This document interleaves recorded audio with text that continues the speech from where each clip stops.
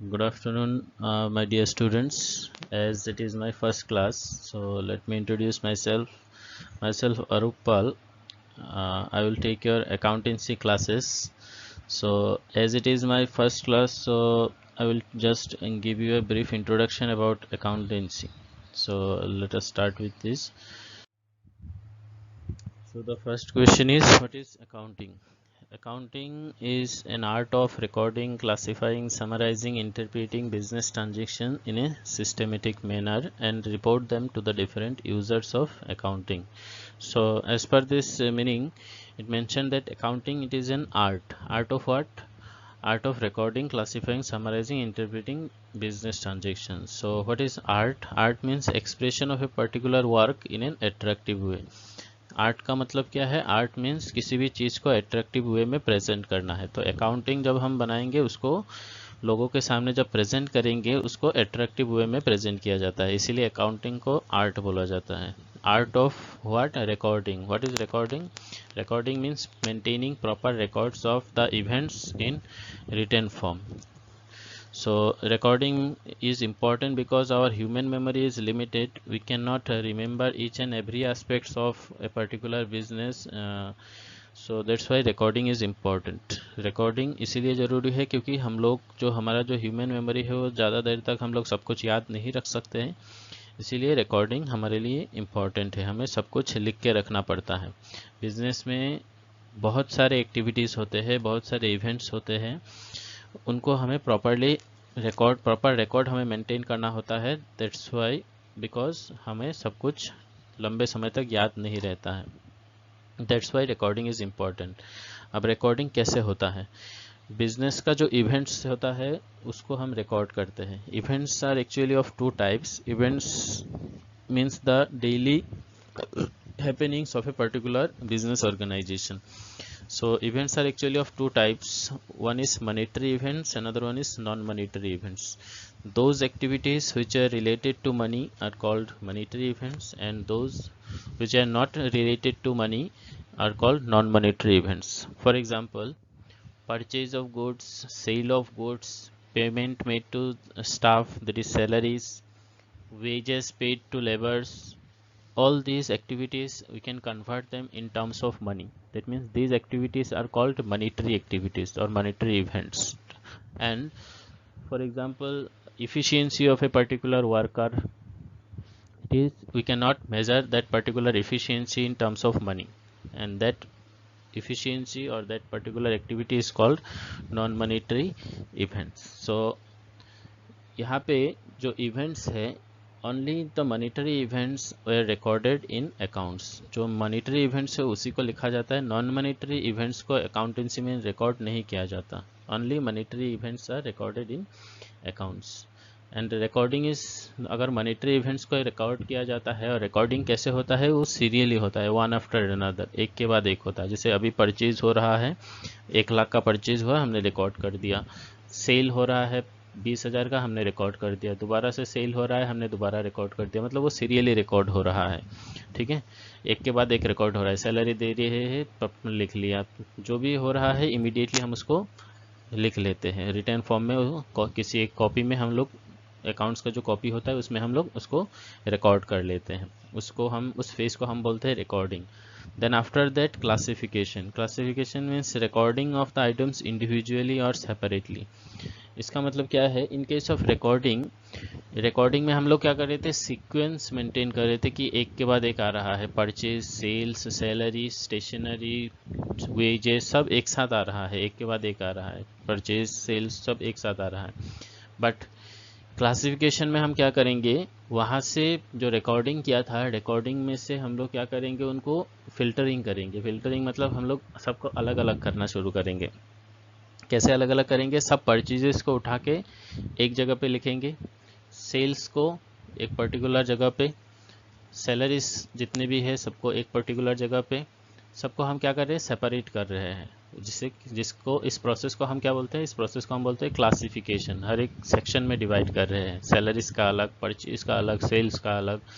ये हमारे लिए इम्पॉर्टेंट है इसलिए क्योंकि सपोज़ किसी को हमें जानना है कि सारा पूरा टोटल दिन में हमने कितने का सेल किया, कितने का परचेज किया, कितना सैलरी पेमेंट कर रहे हैं, वेजेस पेमेंट कर रहे हैं, ये अगर डिटेल में जानना है तो तुम रिकॉर्डिंग से वो तुम्हें एक एक करके निकालना पड़ेगा। बट क्लासिफिकेशन जब हो जाएगा तब क्या होगा, तब तुम्हें हर एक आइटम का अलग अलग जगह पे तुम्हें डिटेल मिल जाएगा कि परचेज का ये है, सेल्स का ये टोटल है, सेल्स का ये डिटेल्स है, सैलरीज का ये डिटेल्स है, ये टोटल है, सबका तुम्हें इंडिविजुअली आइटम मिल जाएगा। ठीक है, उस चीज़ को हम क्लासिफिकेशन बोलते हैं। तो वो रिकॉर्डिंग के बाद होता है। पहले रिकॉर्डिंग होगा जो सीक्वेंस में होगा, कोई क्लासिफिकेशन नहीं होगा, उस क्लासिफिकेशन नेक्स्ट फेज में होगा। And the third phase is called summarising. Summarising means condensed version which covers the main points. Summarising में क्या होगा, सिर्फ मेन पॉइंट्स आएगा, मतलब समराइजिंग में तुमको सब मिलेगा। इन केस ऑफ अकाउंटेंसी, जब अकाउंटेंसी से जब मैं रिलेट कर रहा हूँ समराइजिंग को, समराइजिंग में तुमको सब कुछ मिलेगा बट डिटेल वर्जन में नहीं मिलेगा, कंडेंस्ड वर्जन में मिलेगा। कंडेंस्ड वर्जन मतलब जो सिर्फ शॉर्ट वर्जन है, स्मॉल वर्जन है, उसमें मिलेगा तुमको। जैसे कि सेल्स का सिर्फ टोटल मिलेगा, परचेज का टोटल मिलेगा, सैलरीज का टोटल मिलेगा, बट डिटेल के लिए तुम्हें क्लासिफिकेशन में जाना पड़ेगा। समराइजिंग में तुमको एक ही जगह पे सब आइटम का टोटल मिल जाएगा बट डिटेल तुमको क्लासिफिकेशन में मिलेगा। समराइजिंग का मतलब ही है कंडेंस्ड वर्जन, जहाँ पे तुम्हें सब आइटम मिलेगा, एक ही जगह पे मिलेगा, एक ही साथ मिलेगा, बट उसको तुम सिर्फ टोटल या बैलेंस अमाउंट मिलेगा, डिटेल नहीं मिलेगा। डिटेल के लिए क्लासिफिकेशन में जाना पड़ेगा। ठीक है, and after that interpreting. Interpreting means explaining the overall scenario. तो ओवरऑल सिनेरियो को कैसे एक्सप्लेन करेंगे, देखो अकाउंटेंसी बनाने का एक मेन रीज़न ये भी है कि बिजनेस का जो हिसाब है उसी को हम अकाउंटेंसी बोलते हैं। बिजनेस का जो हिसाब, हम लोग बिजनेस नॉर्मली क्यों करते हैं, मेन मोटिव होता है बिजनेस करने का कि प्रॉफिट या लॉस कितना हो रहा है, अर्न करना। ठीक है, सो मेन मोटिव बिजनेस का होता है प्रॉफिट अर्न करना। तो वो प्रॉफिट हो रहा है या लॉस हो रहा है, कभी कभी हम लोगों को इन केस ऑफ अनसर्टेनिटीज हमें लॉस भी फेस करना पड़ता है बिजनेस में।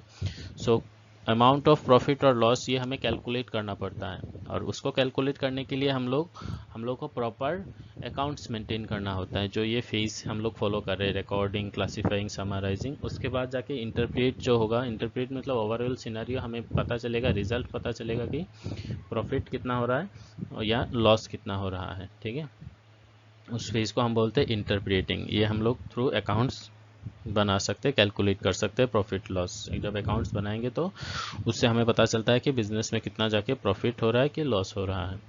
ठीक है, इंटरप्रेटिंग। उसके बाद बोला है बिजनेस ट्रांजेक्शन्स। ट्रांजेक्शन मतलब क्या है, द मॉनिटरी इवेंट्स, जो मैंने ऑलरेडी डिस्कस कर लिया है रिकॉर्डिंग के केस में, जो मॉनिटरी इवेंट्स है उनको ट्रांजेक्शन्स बोला जाता है। ठीक है, the monetary events of the organization. जैसे इवेंट्स मैंने बोला था कि दो तरीके का है, one is monetary, another one is non monetary.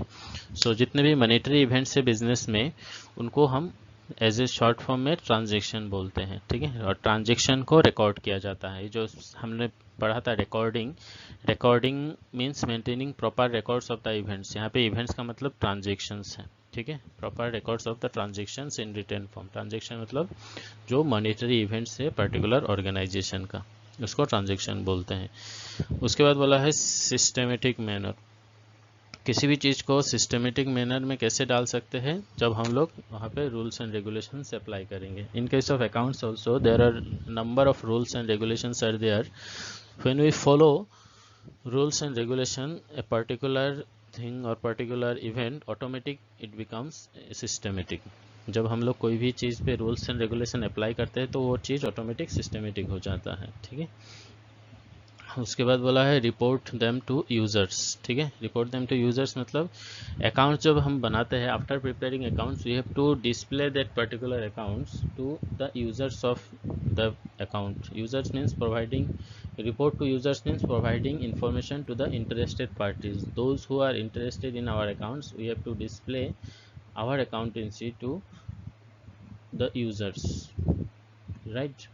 So here this is the total meaning of accountancy. Total meaning, it consists of different thing: art of recording, classifying, summarizing, interpreting, and after that, after all this, we have to report this to the interested parties who will take decisions according to their needs, and they will so we have to report them to the different interested parties of the accounts. Now accounting cycle. So जो हमने अभी तो accountancy का meaning पढ़ा था वो detail अभी और डिस्कस कर रहे हैं through accounting cycle. Accounting cycle means जैसे हमने साइंस में पढ़ा था कि लाइफ साइकिल एक के बाद एक आता है, वन आफ्टर अनदर. सो उसी तरीके से अकाउंटेंसी का भी एक साइकिल है जो एक के बाद एक आता है. सो फर्स्ट साइकिल में जो फर्स्ट चीज़ है दैट इज़ ट्रांजेक्शन, जो ऑलरेडी हमने डिस्कस कर लिया है. Transaction means the monetary events of the particular business organization. So सबसे पहला काम हम लोग का है ट्रांजेक्शन्स रिकॉर्ड करना. ठीक है, बिजनेस में जितने भी मॉनेटरी इवेंट्स हैं उनको हम क्या करेंगे, सीरियली एक के बाद एक सीरियल वे में हम उसको रिकॉर्ड करेंगे. ठीक है, and that recording of transaction जो ये हमारा सबसे पहला फेज है. उसके बाद ट्रांजेक्शन से हम लोग बनाते हैं जर्नल एंट्रीज, ये सेकेंड फेज में आता है. ठीक है, अकाउंटिंग साइकिल जो है साइकिल का सेकेंड फेज होता है जर्नल एंट्रीज. ठीक है, जिसके लिए हम लोग कुछ रूल्स रेगुलेशंस, कुछ रूल्स है जर्नल एंट्रीज का, उसको फॉलो करेंगे, जिसको फॉलो करके ट्रांजेक्शन्स देख के जर्नल एंट्रीज बनेगा. ठीक है, तो कैसे बनता है वो बाद में हम लोग सीखेंगे. तो बस ये याद रखना है कि पहला फेज ट्रांजेक्शन रिकॉर्ड होता है, सेकेंड फेज में ट्रांजेक्शन से होता है journal entries. Then journal entries से हम बनाते हैं लेजर अकाउंट्स. ठीक है, लेजर अकाउंट्स वो बनता है जर्नल एंट्रीज को देख के. ठीक है, उसके बाद बनता है ट्रायल बैलेंस. वो लेजर अकाउंट्स का जो बैलेंसिंग होता है उनको लेके हम बनाते हैं ट्रायल बैलेंस. ठीक है, ट्रायल बैलेंस से बनता है, फ्रॉम ट्रायल बैलेंस हम लोग उसको बनाते हैं फाइनेंशियल स्टेटमेंट्स. फाइनेंशियल स्टेटमेंट जहाँ पे बिजनेस का प्रॉफिट लॉस कैलकुलेशन होता है. ठीक है, और साथ ही साथ बिजनेस का पोजीशन का पता चलता है. ये है टोटल अकाउंटिंग साइकिल. ठीक है, इसमें अगर हम और थोड़ा डिटेल्स में जाए तो ये जो अभी अकाउंटेंसी में थोड़ी देर पहले मीनिंग में हम लोग पढ़े थे रिकॉर्डिंग, तो ट्रांजेक्शन और जर्नल एंट्री का जो फेज़ है इस फेज़ को हम बोलते हैं रिकॉर्डिंग फेज़. ठीक है, जिससे हम लोग प्रॉपर रिकॉर्ड करते हैं, सीरियली एक के बाद एक रिकॉर्ड होता है. परचेज हो रहा है, सेल हो रहा है, स्टेशनरी, ये सीरियली सीक्वेंस वाइज हम लोग रिकॉर्ड करते जाते हैं. तो ये जो ट्रांजेक्शन और जर्नल एंट्री ये दोनों का एक ही फेज़ में आता है, इनको हम रिकॉर्डिंग फेज़ में बोलते हैं. ये जो लेजर है, लेजर अकाउंट से होता है क्लासिफिकेशन. ठीक है, ये जो थोड़ी देर पहले हम लोग रिकॉर्डिंग क्लासीफाइंग पढ़ रहे थे, क्लासिफिकेशन हम लोग करते हैं थ्रू लेजर अकाउंट्स. ठीक है, देन हम लोगों ने पढ़ा था summarising. Summarising is possible through trial balance. हम लोग ट्रायल बैलेंस में क्या करते हैं, लेजर अकाउंट में जो परचेजेस, सेल्स या सैलरीज या स्टेशनरी ऐसे जितने भी आइटम्स हैं उनका हम सेपरेट करते हैं लेजर अकाउंट्स में, लेजर के थ्रू अलग अलग करते हैं. ट्रायल बैलेंस में उसको क्या करते हैं, उस लेजर का हम लोग टोटल या बैलेंसिंग करते हैं. ठीक है, टोटल करते हैं, बैलेंसिंग करते हैं. टोटल जो अमाउंट आएगा या बैलेंस का जो अमाउंट आएगा उसको उठा के लेजर से हम लोग लिखते हैं ट्रायल बैलेंस में. ट्रायल बैलेंस में सब आइटम तुमको मिलेगा, सिर्फ टोटल या बैलेंस अमाउंट मिलेगा. ठीक है, लेजर अकाउंट में तुमको सब मिलेगा, बस टोटल फॉर्म में या बैलेंस फॉर्म में मिलेगा. डिटेल वर्जन तुमको लेजर में मिलेगा. ठीक है, किसी भी आइटम का डिटेल चाहिए तो तुम्हें लेजर अकाउंट में मिल जाएगा. परचेज का डिटेल चाहिए लेजर में चले जाओ, कैश का डिटेल चाहिए लेजर में चले जाओ. ठीक है, बट अगर टोटल, सिर्फ टोटल चाहिए सभी आइटम का, तुमको टोटल या बैलेंस अमाउंट ट्रायल बैलेंस से मिल जाएगा. एंड जो हम लोग का था इंटरप्रिटेशन का part, interpretation is possible through financial statement. That means financial का एक ही काम है प्रॉफिट या लॉस कैलकुलेट करना. Now the second thing is what is book keeping.